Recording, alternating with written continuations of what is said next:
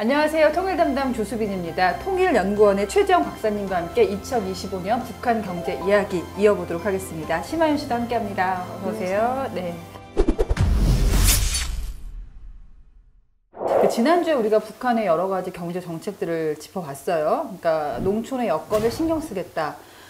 바꿔 얘기하면 도농 격차가 굉장히 크다라고 풀이할 수 있을까요? 네, 실제로 북한의 도농 격차는 꽤 확대되어 있는 상황인데요. 우리는 이제 도시의 90% 이상이 살지만 북한은 도시화율 자체가 60%대로 매우 낮아요. 그러니까 그 얘기는 이제 농촌에 많은 사람들이 살고 있다라는 뜻인데 그만큼 도농 격차가 확대되어 있다는 거는 생활 여건이 어려운 인구가 많다 이런 뜻이 되기도 하고요. 이렇게 이제 도농 격차가 확대되어 있는 거는 90년대 중후반 경제 위기 이후로 북한 경제가 도시의 시장을 중심으로 회복되었기 때문입니다.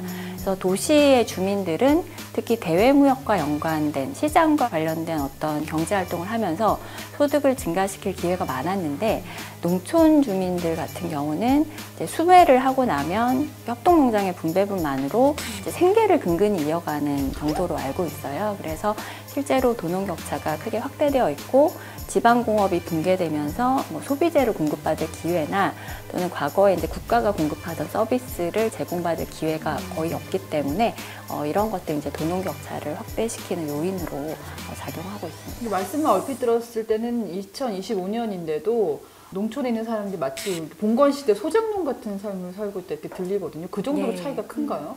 예, 농민들 같은 경우는 다 협동농장에 거의 소속돼서 일을 하는데 협동농장이 수확을 하고 나면 이제 분배분을 주거든요. 네. 근데 소득을 증가시킬 정도의 수준이 되지 못한다는 거죠. 지난 시간에 이제 북한이 강원도 김학원 사례를 좋은 예로 들면서 많은 공장을 이제 설치하겠다 이런 계획을 발표했다고 말씀을 들었는데 이게 과연 뭐 실현 가능할까 싶어요. 근데 연구하신 입장에서 솔직히 네. 연구하시면서도 참 맥이 빠질 것 같아요. 네, 이게 지방 발전 2010 정책이 24년에 갑자기 제시되긴 했지만 이게 북한 역사에서 새로운 정책은 아니에요. 그래서 북한은 원래 지방공업 체계를 갖추고 있었고 북한은 이제 중화학공업, 특히 군수공업과 연관된 중화학공업은 중앙공업이 담당하고 소비재는 지방공업이 담당하는 체계로 이렇게 이원화되어 있거든요. 이 지방공업은 근데 중앙공업으로부터 원자재를 받아서 가동을 해야 되는데 중앙공업이 경제난 당시에 거의 가동률이 낮아지면서 지방공업이 연쇄적으로 거의 가동이 중단되는 상황이었어요. 지방공업 자체가 1980년대에는 한 3,000여 개 이상의 공장들이 있었는데 이것들이 거의 가동이 지금 안 되는 상황이고 북한 당국 입장에서는 이것을 완전히 복구하기는 어려우니까 좀 단계적으로 10년 동안 매년 20개 군을 지정해서 지방공업을 발전시키겠다 이러한 어떤 계획인데 이것이 말씀드렸다시피 매년 한 시군에 서너 개만 지어도 60개에서 80개이기 때문에 굉장히 조금 정책 역량이 그것을 조금 뒷받침할 수 있을까에 대해서 좀 회의적인 시각이 많습니다. 그러니까 우리 하윤 씨가 이런 거 하면은 주민들 닥달해서 동원한다 이런 말씀 하셨잖아요. 근데 저희는 이제 상상이 안 돼요. 동원된다는 게 어떤 수준인 건지 예를 들어준다면? KBS 방송국에 있잖아요. 네. 근데 월급 안 줍니다. 여기서 사장님한테 잘 보이거나 비서한테 잘 보이는 사람은 작업 동안 안 나갈 거 아닙니까? 아나운서가 한 20명이다 쳤을 때. 그러면 무보수 노동에 나가야 되는데 마음에 안 드시는 분 있잖아요. 그러니까 한 18명이나 17명을 강제 동원시키는 거예요. 너 한 달 동안 저기 남포에 가가지고 당연히 월급 없죠. 가서 그 남포 고속도로를 만든다거나 하나님과 상관없이? 하나님과 상관없이 너가 거기 가서 오늘 장군님이 이런 방침을 제시했으니까 한 달 이내 인원 보강을 해야 되니까 우리가 거기 가서 기름 공장을 혹은 과자 공장을 만들어야 돼. 그래서 그렇게 인원을 뽑고 거기서 끝나는 게 아니라 한 사람이 뭐 2만 얼마씩을 내야 되고 돈을 받는 게 아니라 돈을 또 내야 돼요? 거꾸로 내야 되는 거죠. 왜? 이거 당의 방침이고 당에서 기름 공장을 김학원에다 만들겠다 했는데 돈이 없잖아. 그래서 우리가 전국에서 지원해가지고 장군님의 방침을 지원해야 되는 겁니다. 안 내면 안 되는 거예요. 아니 우리 뭐 근무하기 운동 같은 거는 자발적으로 했지 이거는 뭐예요? 그렇게 북한이 몇십 년 동안 돌아간 거예요. 그 사람들이 어떻게 굶어 죽지 않고 사냐가 모르겠어요, 저도. 자, 이런 상황입니다. 정말 답이 안 나오는 상황인데요.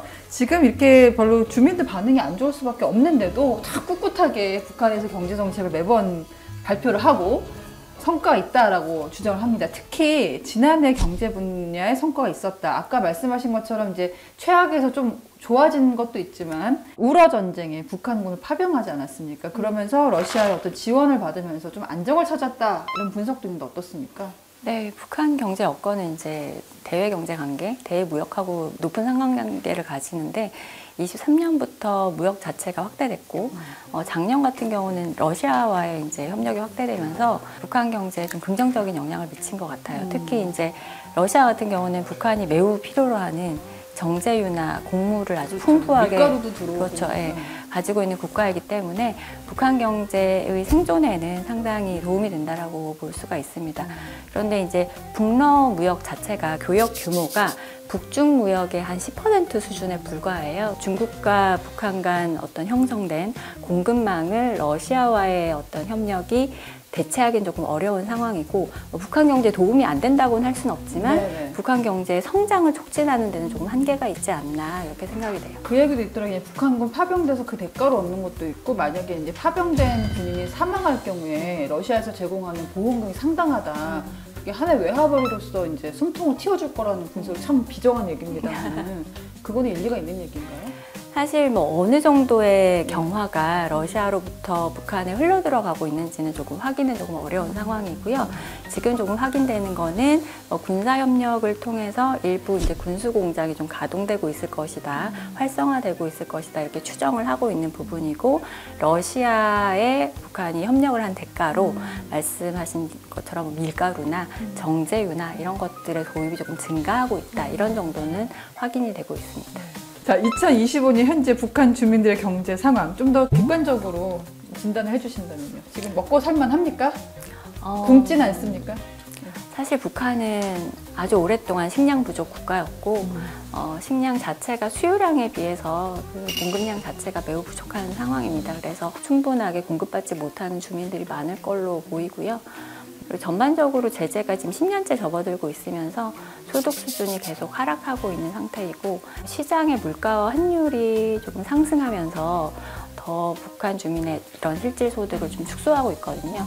우리가 뭐 소득 자체도 지금 줄어들고 있는데 시장 물가가 상승하면 북한 주민들이 시장에서 소비재를 상당히 많이 구입하는데 내가 살 수 있는 재화의 양이 줄어드는 거잖아요.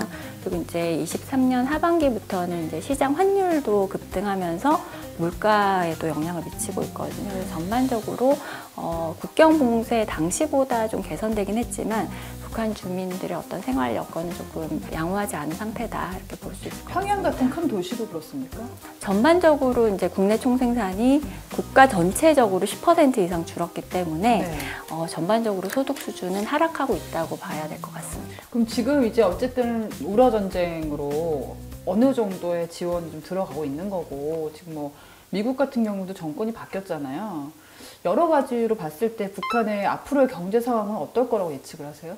만약 북한이 지금 제재의 어떤 부정적 영향을 돌파하기 위해서 중국이나 러시아와의 어떤 관계 개선에 힘을 쓰고 있고 특히 최근에는 이런 국제 정세를 이용해서 러시아와의 관계 협력에 힘을 쓰고 있는 건 사실인데 현재와 같은 대북 제재가 지속되는 이상 경제 여건을 전반적으로 회복시키긴 어려울 것 같아요. 특히 지금 러시아 같은 경우는 제재를 무시하고 있지만 중국은 어쨌든 국제사회의 제재는 준수하겠다라는 그렇죠. 입장이고 네.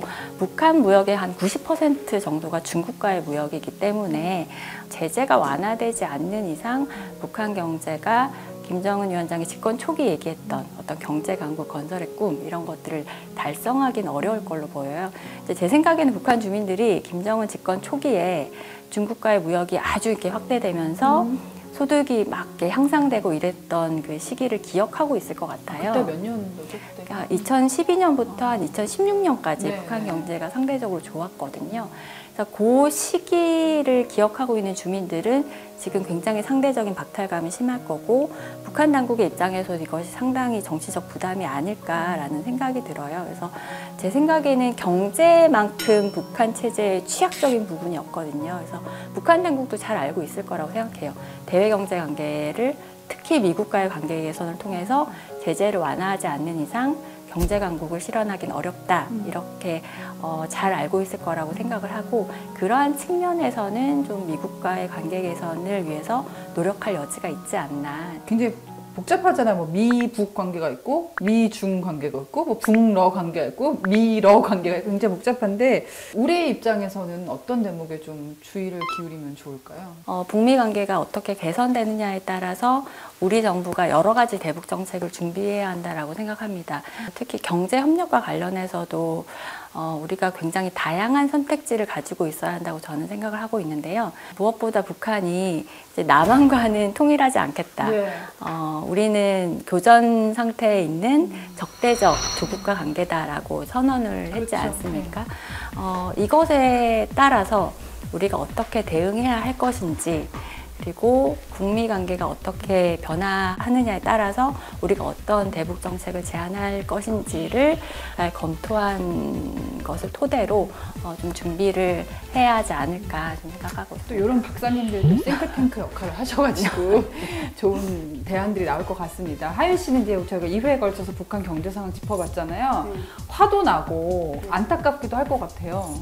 뭐 북한에 살 때부터 여기 와서도 크게 변화된 게 없고 똑같은 이야기를 반복하는 북한이 뭐 경제를 좋게 하기 위해서 무진해를 쓰는 거는 알고 있는데 일정 부분의 개혁 개방이 없으면 지금보다 나은 개방밖에 삶은 없다. 절대로 예. 기대할 수 없다라는 그런 확신이 듭니다. 네. 자, 오늘 통일연구원 최주영 박사님과 함께 2025년 북한의 경제 정책들 또 북한의 경제 상황을 살펴봤습니다. 통일 담담은 다음 주에 또 찾아옵니다. 통일 담담.